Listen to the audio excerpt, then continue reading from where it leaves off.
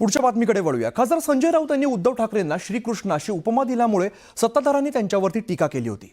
या टीकेला आता संजय राऊत यांनी प्रत्युत्तर दिलंय। ते काय म्हणालेत आपण बघूया।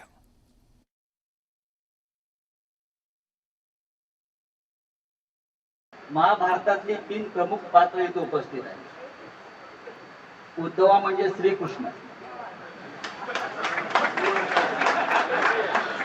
संजय आहे आणि सहदेव हे फार महत्वाचं पात्र होतं।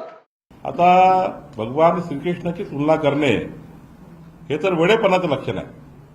आता मी आधीच सांगितलं होतं, त्यांना एक मोठा मोदींच्या नावाचा, भाजपाच्या नावाचा एक आजार झाला आहे आणि तो आजार आता काही निघत नाही। ते काही वायफळ बडबड करतात।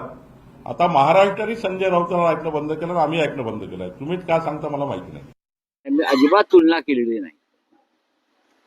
मग जर त्यांनी पाहावं, हे मूर्ख लोक आहेत।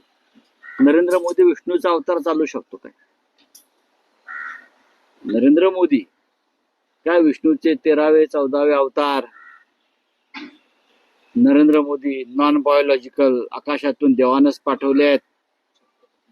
हा, त्यांची छत्रपतींची तुलना होते। हे या 52 कुळ्यांना किंवा उदय सामंत वगैरे लोकांना चालू शकतं का? कोणीही कोणाची तुलना केलेली नाही।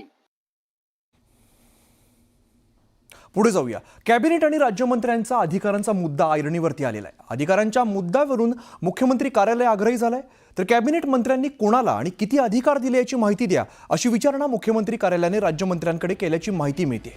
तर पूर्वीच्या सरकारमधील राज्यमंत्र्यांच्या अधिकारांसोबत याची तुलना होणार आहे। अधिकार प्रदान करण्याबाबत मुख्यमंत्री कार्यालयाकडून आदेश जारी होण्याची शक्यता वर्तवली जाते।